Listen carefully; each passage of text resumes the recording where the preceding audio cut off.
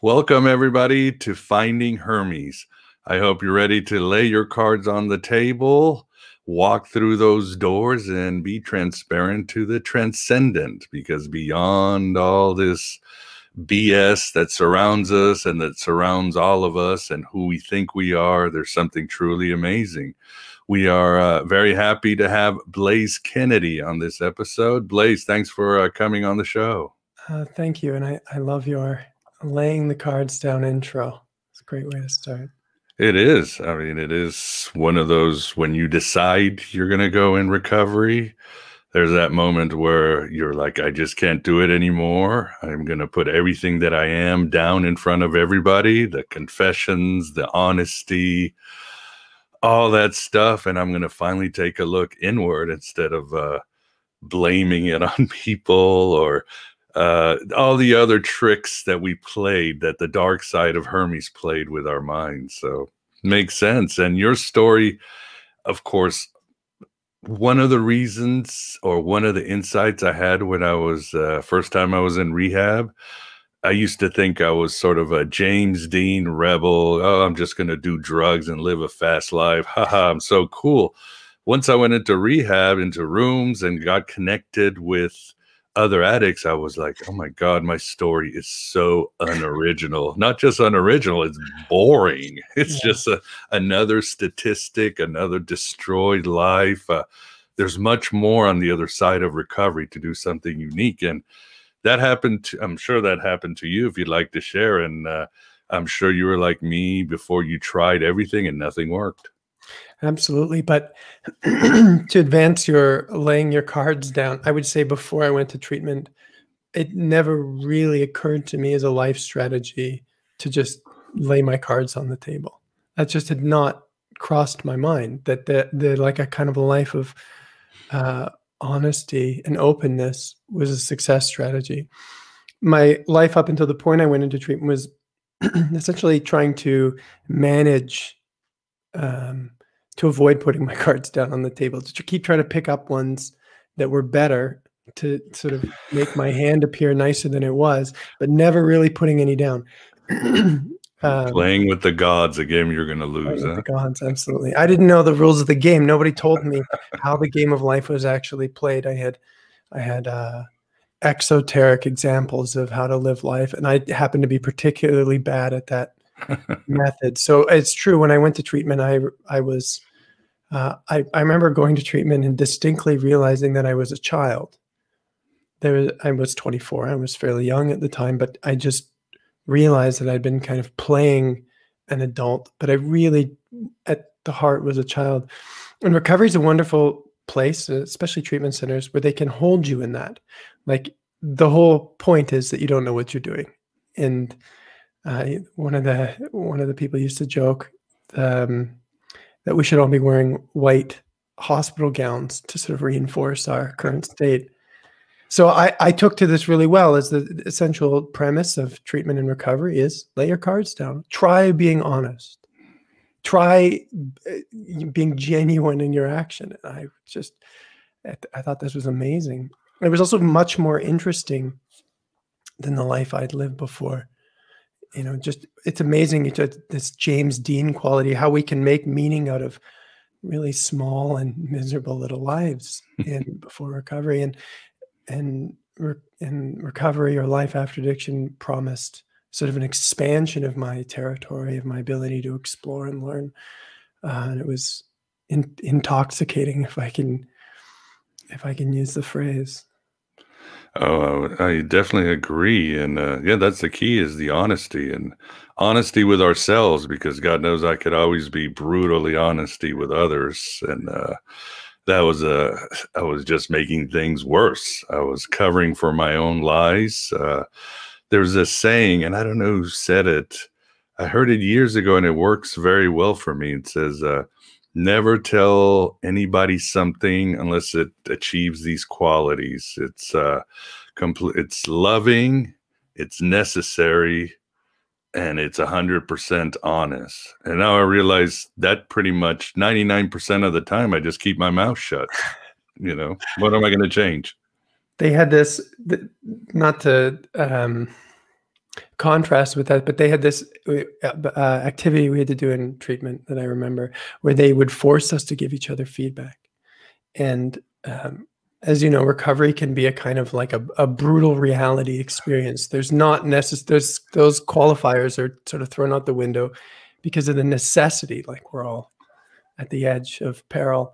So they would have us sit with each other, and we had to, with these people that we barely knew, that we had to tell them what their blocks to the recovery. I think that I see you as being arrogant, and this is a block. And I got used to a kind of a culture where people just kind of went for it all around. And as I've matured, I've more and more taken on those qualifiers that you describe, because the necessity or the intensity is decreased. You know, the people around me aren't dying perpetually or aren't on the edge of life, so I don't have to save people anymore. No, that's never been our jobs. Our jobs as they say, is to dance our dance, to awaken ourselves, to become whole. I like to quote recently what Carl Jung said: "We didn't come to this earth to be good. We came to be whole. We didn't come to save the world." As in my addiction, I always thought also, besides James Dean, or maybe in the archetypal image of James Dean, I was going to save people, but Yeah. never happened. Never happened. Right. And it's this shift towards somewhere where we can put our focus and our energy that's productive and actually works, that follows the rules of the game. I spent most of my archetype was, I wanted to be great. I don't even, it didn't matter what I did, but I just wanted to do something great. It could have been write the next great American novel. It could have been be an athlete. I tried countless things, but it never stuck. And I thought there was something wrong with me. And treatment offered the possibility that the great thing was actually to be me. Well said. And the power of that is there's no, like, that's not something that needs to be received like an artist or a musician or an athlete. There's no other in that. There's no barrier to personal excellence if the standard is your own experience. And that was tremendously empowering for me. It gave me a place for my energy where I wasn't dependent upon some kind of outcome, in which really the truth, however it was my highest potential. That was the best that I could do. And essentially, I just really fell deeply in love with that. Oh, well said. I love it because, yeah, I recall reading the big book, and Bill W. was always the biggest overachiever, very competitive. He had to be the best stockbroker and athlete and soldier. And you could tell it was every time he thought he was the greatest, he was just sinking deeper into sadness, into alcoholism, because he, like you said, he wasn't facing who he really was, what he was meant to do in this world. And I remember my sponsor always saying, maybe you're just supposed to be a regular Joe. What's wrong with that? Just be a regular Joe. Life is good. As they say in AA, do you want to be right or do you want to be happy? I'm like, when you went to rehab, how was that? Were you able to overcome your addiction? Did you relapse, or what was the process of leaving rehab and then fully embracing recovery, if you would, or a spiritual life? Yeah, I didn't have any trouble. I think the whole there was a series of events. It was progressive, but it became clear that just spirituality was what I was going to do with my life. And I didn't think about using, because I realized, I felt deeply that drugs were kind of an indirect and unconscious way to get what I really wanted. You know, I didn't grow up in a culture that considered that there's a possibility to open essentially your sensitivity to perceive more and more expanded and beautiful experiences of consciousness. That wasn't a possibility. Drugs kind of do that in their own way. That's kind of what drugs are. And so when I discovered that there was really a way to get exactly what I wanted, drugs didn't seem particularly interesting. And I've been really fortunate that Yeah, I haven't relapsed or had any urges to be a drug addict ever since. Um, Good. yeah. That's good to hear. Obviously, everybody has a different path. There is no straight path. And as they say, when people are ready, they're ready, and it has nothing to do with us. That's the mystery. But you certainly advocate in your website and your practice meditation, the process meditation. How did meditation come into your recovery and your general life? Was it immediate, or how was it? Well, first, when I was a kid, my dad died when I was a child, but I know he had drug addictions. I can't ask him specifically about it. He didn't tell me when I was very young, but I know he did. And he started doing TM, or transcendental meditation. So as a child, I used to watch my dad go into the bedroom and just sit there and meditate. And I would, even though he did TM, I asked him one time, how do you meditate? And he told me, there's no technique to meditate. And that just sort of stuck with me. And there's this thing that you can do, which there's no technique to, and it's powerful or meaningful or deep. And somehow that was in the sort of the back of my experience. So when I went to treatment, I just decided I was going to learn to meditate, and I was going to do it without technique or without any, I wasn't going to sit there and follow my breath or something. But it's not really clear what to do if you're not doing anything. So I remember I read a bunch of books by J. Krishnamurti, and this is what J. Krishnamurti advocates for. I didn't come away with an understanding of what to do. I just came away with this reinforcement: no path, no technique, don't add anything to your experience, just look directly. And that sounds really good, and it seems really obvious. But of course, the question is, well, like, what do I do? What is left for me to do? And so I just sat there. I would actually just sit there, and I didn't really know I didn't really have a focus point or any intention really, other than to just sit. And I'd lived my life without any discipline for so long. I was thrilled to be able to set a timer and just sit there.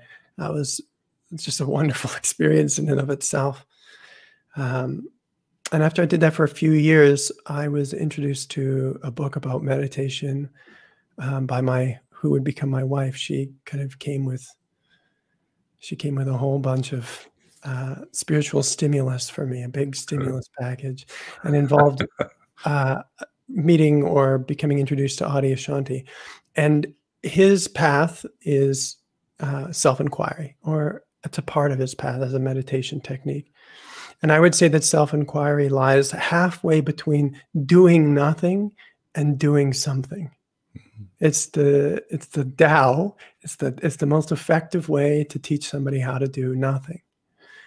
And today I teach that in my own way. I think I've moved. I've moved closer to doing something. I've moved in what I teach. I've moved the scales more towards doing something. Most people aren't interested in. They want to do something. That makes sense to them. So the thing is to give people tasks that point to effortless, pre-existing qualities of life. So self-inquiry is kind of an open-ended question. It's what am I? It's what am I? And the reflection always comes back to the experience of being, which pre-exists effort, has all these beautiful qualities like non-reactivity, non-attachment, peace inherently. And so I read a book by Adyashanti, and it just kind of became obvious that there actually was a thing other than just doing nothing. There were things that I could become aware of beyond that. So that was really where my spiritual life really kind of took off, is when I realized that there was a kind of a witnessing awareness, a transcendent quality that's constantly here, that's constantly present. And I spent a lot of time meditating after that because I wanted more of that. And as my path progressed, I kind of took after many years, I'd say I took my foot off the gas, sort of, because those qualities become fundamental to experience. The idea of meditation is that if I become connected enough to my awareness, consciousness, that it starts to permeate my experience. It's just the way it is. So I don't meditate so much in a formal way anymore, but the early sort of love for meditation was really important for me. Oh, yeah. I love what you've been saying. And I should tell the audience, as I have said before, meditation is not just sitting there counting your breath and expecting to have no mind. There are so many ways of meditation that you can find. I think hypnotism is meditation. Golfing could be meditation. It's who you are. And would you agree also the advice, don't have expectations? Because I used to think, well, I've got to sit there and again, I've got to be in a state of no mind in one mystical union with the universe. And I got in my own way, as they say in AA. And I think I remember talking to a guest, Richard Smoley, and I asked him, well, why do you meditate? He's like, I meditate to meditate. I think that some amount of getting in your own way is almost inevitable. You're going to witness yourself strive and want things and go, well, what happens next? And do all those things. That what I advocate for is to discover parts of yourself that aren't doing that. I would say there are underlying qualities of existing, of being alive, that aren't striving, that aren't trying to improve, that aren't looking to change anything. And rather than sort of managing or fighting with the parts of ourselves that are, we just kind of leave those be. And not in a way where we're just telling ourselves we leave those be, but by focusing on qualities of consciousness that actually are totally fine with the way life is. And the most fundamental to me is the experience of being aware. So as I shift, this is again the first thing that I teach, the thing that you can do that's as effortful as far as I'll go, is you can shift your attention from what you're aware of to the experience of being aware. And so essentially we're using our effort or our will to discover something, again, that doesn't have any effort or will or preference. So our own desire can be actually used to illuminate our own awareness. We can choose to have a relationship with it. Once we perceive it, that's, in my experience, that's it. It's doing the not doing. It is the empty mind. And so we can learn to hold our attention there. We can learn to actually rest back into the experience of being aware. Yeah. Well, that would be the $64,000 question, as I say, dating myself again. But Blaise, what is awareness? It's one of those words like consciousness or paganism. It's sort of what they call a wastebasket term. You say it and then you throw it out and you expect everybody to kind of know what you're saying. But what is awareness? As you said, it's not a sound. It's not a thought. What is awareness that we all have? That's a great question. So it's the same if we were to answer what is consciousness, but we, excuse me, we can recognize that our relationship to it, our understanding is flexible. It can change. And that there's a journey through which we discover more and more deeply what consciousness is, what awareness is. But we start, generally, we use our awareness to do things, like having a flashlight. If you're listening to this podcast or you're watching, you can see that awareness is active in the experience of hearing my voice and looking and seeing the things that you see, the screen, whatever you're looking at. It's actively involved. What we don't do is turn our attention sort of away from the things that we perceive back on awareness itself. So the way that we answer that question, I can talk about it more, but the real answer that you will get, or any listener would get, is when they turn their attention, we could say, away from the information they perceive, the stuff of their life, back to the experience of being aware. So I have a bunch of meditations that I offer people for free, and I can link them. But the essential point is, you would say to yourself, I am aware of whatever it is that I'm experiencing. I can't experience that. I can't have an experience without awareness. There must be awareness present. And I just turn my focus to the experience of being aware. And the beginning of our relationship with awareness is qualities. We perceive either a blankness, emptiness, space, silence, slowness, a shift in focus. So we are reorienting, we're kind of recalibrating our system to perceive awareness. And if it's interesting to you, or if it's natural, you will follow through until awareness becomes something that you're kind of resting in, that's more clear. Just as we can focus a camera lens from the foreground to the background, we can learn to hold awareness in our focus. And it starts off being kind of murky or feeling maybe unclear. But the more that we practice this focus, the more that we stretch ourselves back towards the experience of being aware, the more obvious it becomes. And eventually, how awareness is for me now is it's the space where all life happens. You could think of it like a dream space. So in a dream, there's the content of the dream. There's the visions that you have, and the characters and the interactions. And all of that is occurring in a place. There's a medium through which the dream occurs. We don't notice that when we're dreaming, because we're wrapped up in the objects of the dream. We're frightened or allured by whatever objects or interactions are happening. But imagine for a second you stopped in the middle of your dream and really considered, where is all of this taking place? You would be brought to a kind of an empty space of potential.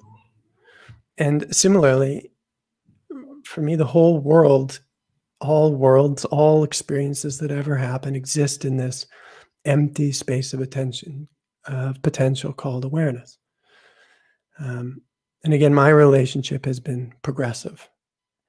And it has moved through many sort of stages of how it appears, but awareness to me is like the genesis of our reality, the great thought in which all things are held, the one kind of space where all life is being experienced.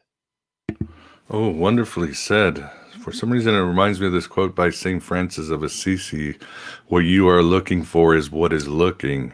And Blaise, is this, so basically the goal, if you would, not the goal, the process, or to show the audience a different way of seeing this? Is this when you realize that you are not your thoughts, you are not your emotions, you're simply, and you get yourself in a state where you're just contemplating thoughts, emotions, and the world just going by, and there's something more authentic experiencing these things, right? These phenomena? So the question was, is that the goal? Well, if it's your goal, then yes, that can be a part of it. I think that people want two things primarily in their life, and I would call them whatever it is that you want is what you want. You don't have to want something different. People either want to have a better life, or they want to wake up to the transcendent. They want to kind of relax back into deeper and deeper parts of themselves. And we could call one a kind of a horizontal direction, like I want to create in this world, or I want to have a healthy and loving relationship, or I want to be able to love and be present for my children. The other is more like I want to get off the wheel of samsara, and I just have this burning desire to kind of come to completion. And so the first step is to be able to create space between your thoughts, feelings, sensations, and the experience of being aware. This is called witnessing. And what this means is that I sort of watch life moving from a stationary position. Awareness is not moving, it's not changing, it's not reactive, it can't gain or lose. And so I have some contrast between a deeper part of myself, this witnessing quality or awareness, and my body, my thoughts, my feelings. And this provides two wonderful things. One is it provides the possibility for transformation, and we can talk more about that. And it provides the ability to sort of to continually progress back into deeper and deeper or more true or more essential parts of oneself. So yes, having space is really important, but some people really like to apply that space. In fact, we all have to. But healing essentially is the application of space to my body. So once we have this space, I can discover parts of myself and my body that are suboptimal, and I can hold them with more space. I can relate to them from a sort of non-reactive space, which means I can transform patterns or habits or trauma. And this is a primary focus for a lot of people. This is people who maybe they're not sort of wanting to go home. They have a mission here. So this ability to sort of sit back and to relate to our bodies and our conditioning, our trauma with more space allows us more, we're not just beholden to whatever we've been sort of programmed to do, but we actually have this ability to contemplate, process, renegotiate the way that we live our lives. And so again, for many, that is the goal. Yeah, for the audience, I took some of Blaise's meditations on his website for free, and great stuff. I would definitely try it out. Again, you don't have to be the Zen master on the mountain to do this. You just do it. And as he's talking, there's no one size fits all. It depends on each one of us. I'm much better now these days, Blaise. But yeah, when I talked about the goal, I was thinking early in the recovery, all I wanted was for my thoughts and my emotions and my memories not to torture me. Absolutely. And that's always how do you deal with those? I mean, is this part of trauma? Yeah. I just learned that this is my psyche or my soul is not trying to punish me. It simply wants to be more aware and show me that all these things are teachable. There's lessons, and they can make me a better person. So these things no longer really torment me like they used to. Right. And again, I work with people who have interests in both fields, but it's in both. We want relief. We want relief from our pain and suffering. We want to be functional. Nobody wants to be in painful arguments that are repetitive or cyclical or have the same stresses in their job or whatever it is. So the first thing we notice is that when we don't have space from pain and suffering, we all want it to go away. That's our immediate reaction. Yeah. How do I get out of this? And without consciousness, we have two strategies. One is we can either go away from ourselves, like our awareness can leave our body, which is primarily how we deal with trauma. We can go away from ourselves, or we can continually, I guess actually all of them is going away from ourselves, but we can either, the other thing we can do is we can fixate on our problems. We can get into a kind of a neurotic battle with ourselves. So we can either try to get rid of our stuff or we can avoid our stuff. That's what happens when we are really attached to our thoughts and feelings and sensations. So again, by being able to step back, what we notice is that awareness, the experience of being, which is another word for awareness, isn't having that problem. That's sort of the primary step, is to be able to live in two worlds. One is where in my body or my mind there is pain and tension or scarcity or whatever the issue is, too many thoughts. And in awareness, none of that is happening. Whatever is happening in the body, it's not happening in awareness. And now I have increased tolerance to actually be with myself without trying to run away or to get rid of myself. And that's the beginning of a productive relationship. Because now, just as you're talking about lying your cards on the table, now I can actually face the cards on my table without being overwhelmed. right? We wouldn't all be clutching onto these cards if they weren't inherently overwhelming, if they weren't difficult, right? We hold on to things that are difficult, that we don't really have a solution for.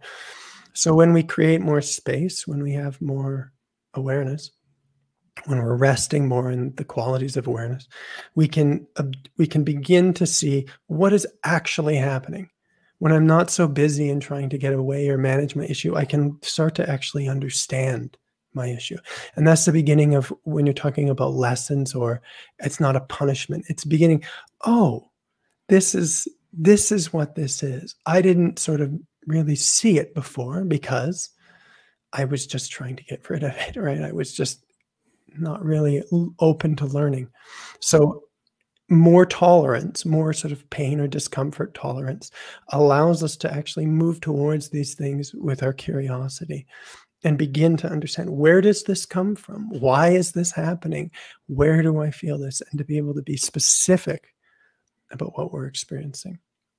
And we can discover many things about why and where, but all of them have an origin. They all began at a certain point in time and have continued. And they all have their story, their narrative arc. And the ability to be aware, to witness, allows the narrative arc to complete, for the story to finish. Just like a book that I finally finish and I can put on the bookshelf and say, I read it and I get it, rather than a book that's just sitting on my counter, looming and staring at me saying, when are you going to finish me? Yeah, and I should mention too, it's nothing wrong with avoiding pain. I think one of the basic core elements of any living entity is avoidance of pain. So we do want to avoid pain, but we also need to face it. And what do you think? We all have personal trauma. None of us had the perfect childhood or relationship. We've all had to overcome death, loss of jobs, health issues. Yeah. That's just part of being a human being. And what do you see anything as a collective trauma? Because in this day and age, with all that's going around in the world, it seems we all are one people going through several similar pains, if you know what I mean. Right. So it's a beautiful question. I'm so happy you asked. So if your goal is to sort of wake up in a Buddha-like sense, it actually doesn't so much. These questions aren't of such importance because you're going to get out of here. We're going to beat the game, and it's not so important where the origin of our stuff come from. It's just this plain kind of blanket non-attachment. I go sit in a cave and I rest it out. The vast majority of the human population, that's not their relationship to the human story and human suffering. The question that you're asking is like, where's the origin of this pain? And unfortunately, we can't discover it without entering it. Again, we can't really know until we actually, again, turn and face. We get some hints, we get some suggestions. My experience is that there's levels to it. So when I began, my pain was mine. It was in my body. It was really about me. It was personal. And I wanted to heal because I didn't want to be in pain. I wanted to heal for me. And the more that happened, well, obviously there's deeper and deeper levels of experience. And we can start to understand after doing that it goes beyond our own personal life. And what I mean by that is, so I am trained as a somatic therapist, which essentially says that these stories are completed by entering the body and feeling, completing emotional or memories that are stored in the body. And in somatic therapy, we would say we look to complete things on 3 levels. One is what happened, a car crash, death of somebody, abuse, whatever. The other is how it was held, meaning what was either with the perpetrator or the people around. How was I treated? Was I seen? Did people acknowledge what happened to me, or was it dismissed? And the other is what's called your attachment system, my underlying template of like, what is relationship? So as I have progressed in my journey, I have come to perceive that trauma is not actually originally of the individual. I'm coming to formulate a belief, I guess you could say, a theory, that there has been, in maybe we could call it antiquity, a single integrated human consciousness, and that something happened, and that we represent fragments of that. And our trauma is, yes, between father and son or coworkers or whoever, but this has been carried on for some time and is actually fragments of a collective consciousness kind of banging into each other. And the glue that actually holds this collective consciousness together is this need for connection that children have. So every child needs connection. That's not a choice or a disputable thing. Their development and survival is dependent upon a sort of an adult that can see and hold their experience. I have 2 young children, and they are basically like geysers of energy with no prefrontal cortex. And they just, every day, the emotional body actually grows through release every day. And that release is impulsive, it's lacking foresight, it's lacking context. It needs to be supported. There's no way for that continual release or growth to exist outside of relationship.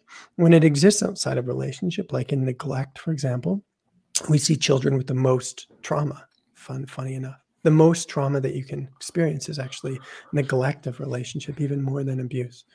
So there's this need, deep need in a human being to be connected. And I feel in myself that this need actually is the narrative arc pulling us back to our original unity. That the human story has an arc, from unity to fragmentation and back to unity. And we are entering an interesting phase in the story where the tension between our potential and our dysfunction is its highest.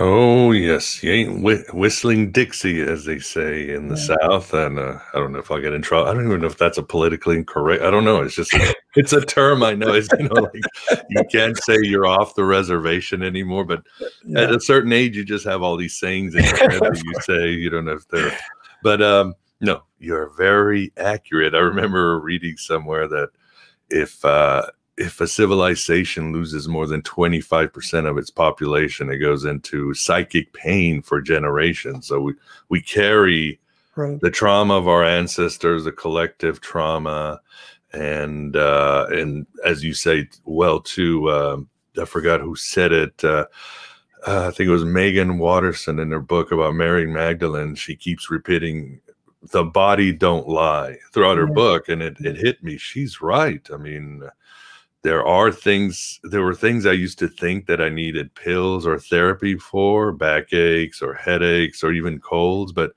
these days with awareness, I'm like, no, I realize it's stress. There's a thought that I'm not addressing and it's manifesting. And when I take care of this holistically, 80% of the time it goes away, these aches and pains and colds and other stuff, and not being able to sleep. It's amazing how our body is such an ally in that sense. Absolutely. And I'll pick up on that, but on the other end of the spectrum is like hyper materialism, which we're also being offered right now. Yeah. We could get implants, we can allow our consciousness to be uploaded into computers, and we're offered this extreme version of materialism. And so there's a tremendous, it looks like to me, a kind of a divergence, a choice or a change point where people are doing exactly what you say, coming to a deeper and deeper understanding of actually there is an intelligence in my body that I actually want to use more. I don't want to override it with computers or medication or technology. I actually want to enhance it by listening to it. I want to engage it. And this is the possibility that consciousness offers, because the body is consciousness. So the more that one wakes up to the experience of consciousness, the less and less it feels like the material world is the origin of experience. It becomes clear that the material experience is a kind of manifestation or a projection of consciousness. So if my body hurts, I start to be wondering what lies between the source of my experience and my body that is distorting the expression, essentially. Right? If you take a lamp and you put your hand over it, you create a shadow. That shadow is reflected on the wall. Similarly, in consciousness, our world, we don't know it to be a manifestation. We don't feel that. And so we look for the source currently. We're looking for the source or the action to occur in material. Like I can do something. You know, I have to do something to create change in the material world. In consciousness, it's I actually remove obstacles, or I dissolve, or I release, I let go of obstacles, and then my life changes. It's a different orientation. The thing with trauma is, if we consider trauma being a collective phenomenon, is that we can't see or feel it. That's the protective mechanism. The job of trauma is actually to separate us from the origin. That's how it keeps us safe. And what we're left with are symptoms. And so as individuals, we experience this in ourselves as, difficulty trusting people, or difficulty expressing, for example. Collectively, we see this as a continual breaking down along gender and racial lines, a continual desire for conquest and control, desire to put chemicals or in the earth or whatever it is. And yet we don't know the origin of these behaviors. We have this kind of general assumption human beings are kind of sloppy or ignorant beings that have just kind of rising from the primordial ooze, and we just haven't gotten it together yet. And I think this is a really diminished view of humanity. It's a kind of it's like a shame-based version of humanity. And it's not my experience anymore. Before I went to recovery, why was there something wrong with me? Why was I doing all these? Well, because there's something deeply, profoundly wrong with me. That's why there must be something wrong with me. And the promise of healing is to discover yes, you're dysfunctional, but there's a reason and intelligence behind that you can learn to appreciate and love and correct. And so humanity's future is not to continually covering over our dysfunction with new strategies and technologies, but to really go back to the origin of our dysfunction. That's my opinion, or what I'm advocating for. And I don't think human beings have a really good sense yet of their origin story, because we can't feel it. But I think it's going to come to us. And we can take our clues, as I'm sure you have, through sacred texts or the sort of parables or breadcrumbs that we find all around in our world, which is what I love most about the world of conspiracies, this great hunt, this great search that we're on, this great detective game that we all play as to why is it like, where did it all come from? Yeah, who's running the show? Who's pulling the strings? Is it the Russians? Is it lizard people? Is it name your bad guy? How do you see conspiracy theories? I mean, we're talking about the trauma of today, our collective trauma with the lockdowns, the pandemic, whatever you want to call the situation we're living in today. But yeah, conspiracy is also has become a big part of the collective. How do you see it? Well, I have to first say that you could call drug addiction a conspiracy. Really? So I existed in a bunch of parts. Which didn't get a lot of say because they were fragmented, and I was actually holding them out of my awareness, parts of myself, which I didn't indulge or engage. And I created a central control system, which had a strategy to manage and control everything with cocaine. That was my strategy. I didn't ask, it was not a democratic process. I didn't ask all the fragmented parts of myself to be integrated into this system. I dominated my body and my mind through a singular practice. That's how I held it together. That's how I managed my fragmented state. So I transpose that onto the world. And I see a world that is fragmented. It's not hard for me to accept and understand how we could create amongst ourselves a controlling group or mentality. You know, it doesn't even have to be like a group, but just a kind of a mentality to bind us all together through more and more kinds of deeper and deeper kinds of control. That's not hard. I've lived that. And I also know where that goes. Personally, that goes to destruction. That's a path of destruction.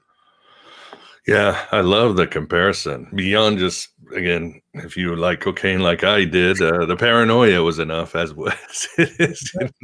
We got a lot of paranoia in the modern control. Yeah, we do. Yeah, that's the world we're in today. What I usually tell people is don't focus on the conspiracy, focus on why you got interested with the conspiracy. Whether you get attached to Atlantis or the lizard people or 9/11, there's a reason it spoke to you, and the reasons behind it are more important than solving it. I mean, let's be honest. Let's look at something like the Kennedy assassination.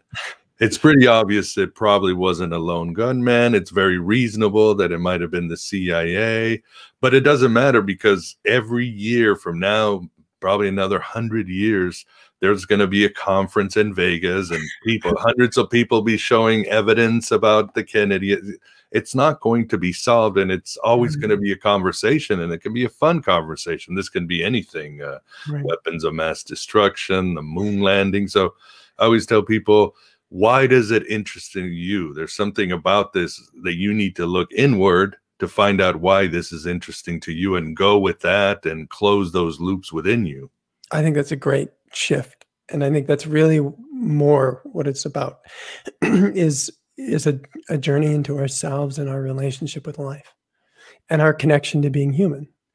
And so I think we're emerging into a hard lesson collectively, whether you're into conspiracy or whether you're on the other side of the spectrum. There is a desire to create change. I can change the world if I just use some kind of force to get people to change. If I can just use either information, I get people to agree with me, I can protest hard enough, I can boycott a product, I need to do something to create change. That's how we've all been living. It's been effective on a certain level of experience for a long time. But again, in higher levels of consciousness, it doesn't work like that. That same mentality of taking action, not that you shouldn't take action. Let me try and refine this over the period of the next minute or so. The mentality of using force actually keeps the world in a contracted state.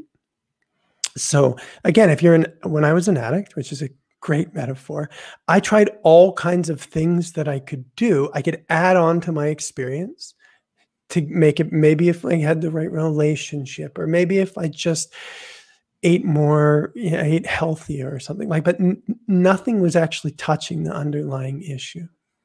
So whatever information we collect about the world, whether it's that, whatever political or social information we collect, it's not actually transforming the fundamental issues which keep manifesting the stuff. So we need to find a way to drop down into a real deep level of change. And watching YouTube videos is really wonderful and a great start, but it's not really going to do it. No. But yeah, well said. Well, to end, Blaise, what advice do you have any advice for these hard times? For a lot of people, again, are under a lot of uncertainty, the fear, anxiety. Any advice for people? And then please let us know where we can find out more about your work. I'll have it on the show notes. But for those who are listening, let us know where to find more about your courses and education.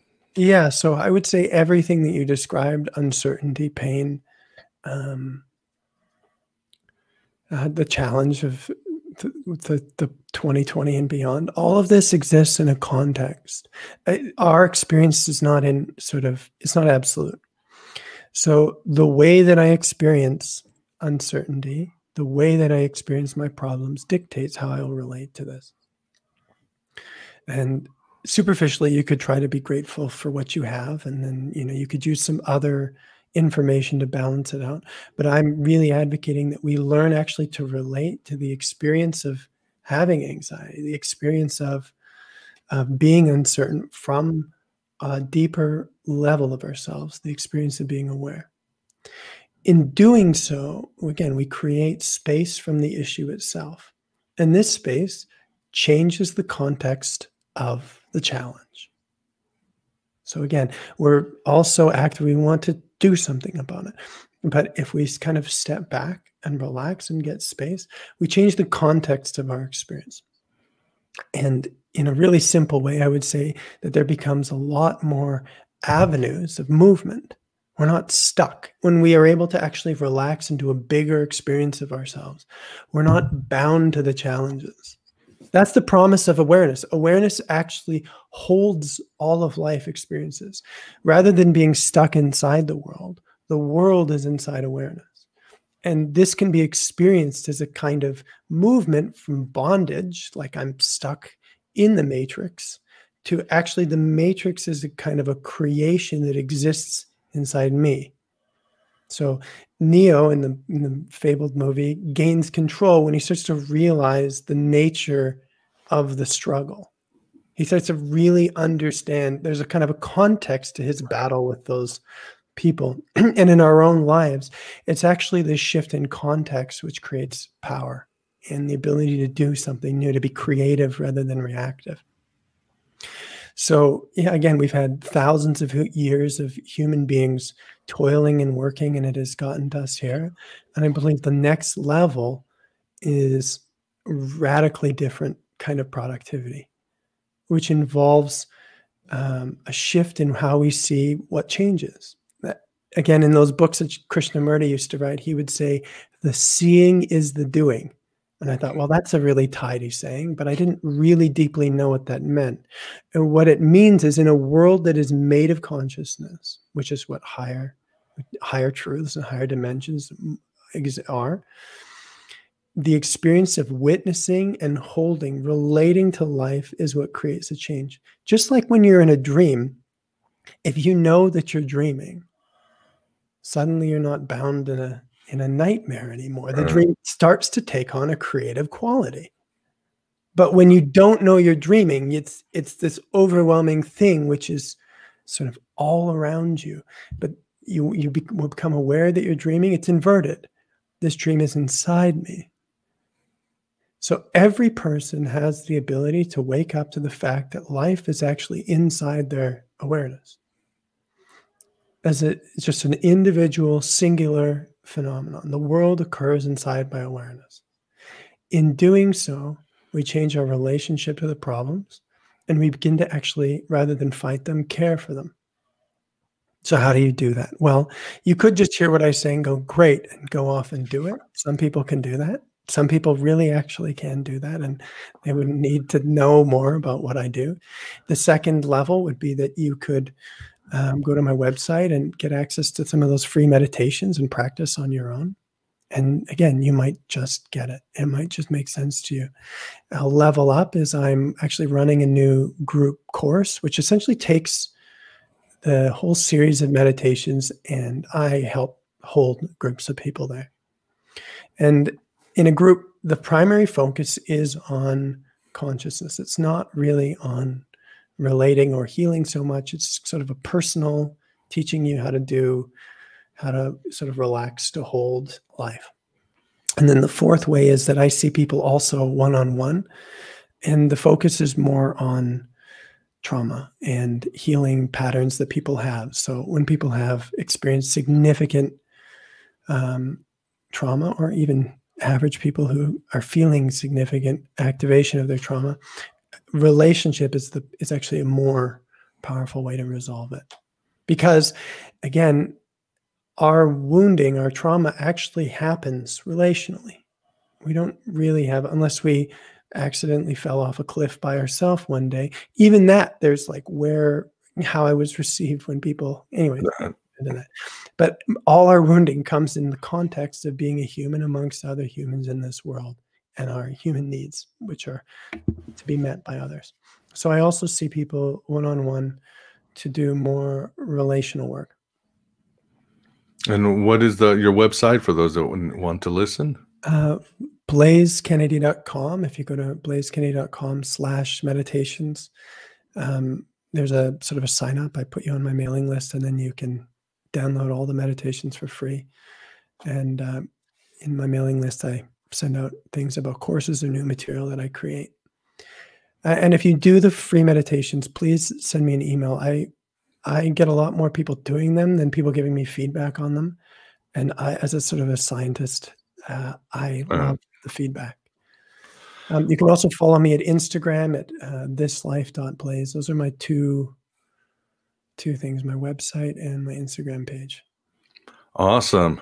Well, we are at the end. Blaise, thank you very much for coming on Finding Hermes and providing a lot of cards on the table for people to take and use for their lives, and highly suggest audience try some of his meditations. They're very cool. Right. And just to finish off where we started, imagine that before you think about putting your cards down, before you try to play your cards or get rid of them or get more cards, you actually kind of sat back and looked around. Where am I? Where do these cards exist? What is the space that I'm in? And you take in more information. And that this broader context allows you to play the game better, to have a better understanding of what you're actually doing when you're taking risks or being a human being. That's what the process meditations are really about. They're about providing a broader context for this game called life so that you can be better at it. Well said. Well, thank you, Blaise, for coming on the show again. Really appreciate it. Thanks for your time and for being such a good interviewer. And there you have it. A great interview with Blaise Kennedy. And I certainly suggest, as I said in the interview, check out some of his meditation freebies on his site. I enjoyed them, and you might enjoy the rest of his courses. The world can't have enough meditation and reflection and introspection, that's for sure. For some reason, I'm thinking of Mr. Robot. I finally caught up on the last season. Very good, very powerful, engaging content, very Gnostic in many of its themes. But there is a quote by the protagonist, Elliot, and in one scene he says, "The best thing about your life is also the worst thing about your life." I think you could say that too about meditation. The best thing about meditation can be the worst thing, and that is you are exposed to your inner world. You are exposed to the desires and forces of the upper worlds, and that will crucify you as it will crown you. But such is life, such is the way of the true seeker warrior. So the best thing in your life is also the worst thing in your life. Meditate on that too. Another thing I thought about is what they say in AA, that prayer is talking to God, meditating is listening to God.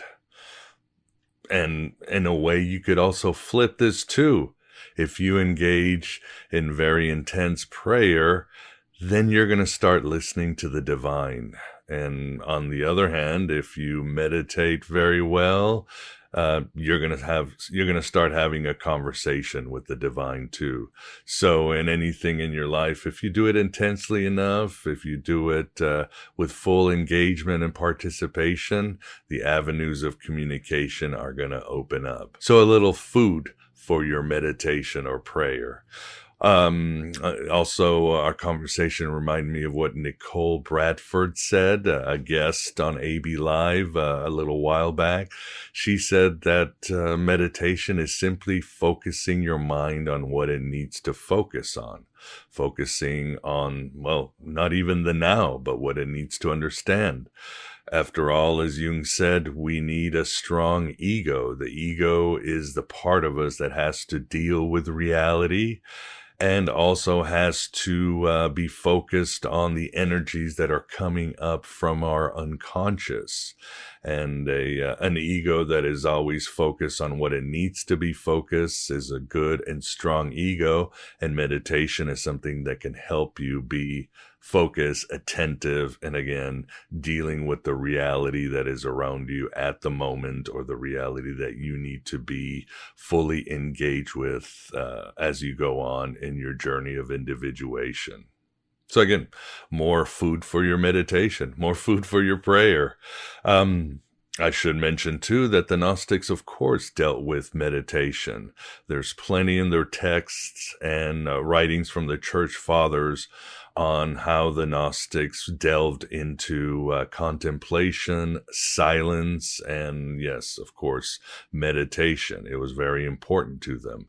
It's mostly couched in a way that there is a hierophant of mysteries, or a Gnostic revealer like Jesus or Hermes, other figures too, and this person or this individual is leading you through these practices, showing you the truth about the universe and the truth about what you are, and then suddenly they'll stop and say, we must do a prayer, or they'll stop and say, now it is time to be silent, now it is time to contemplate on this gnosis that you are receiving.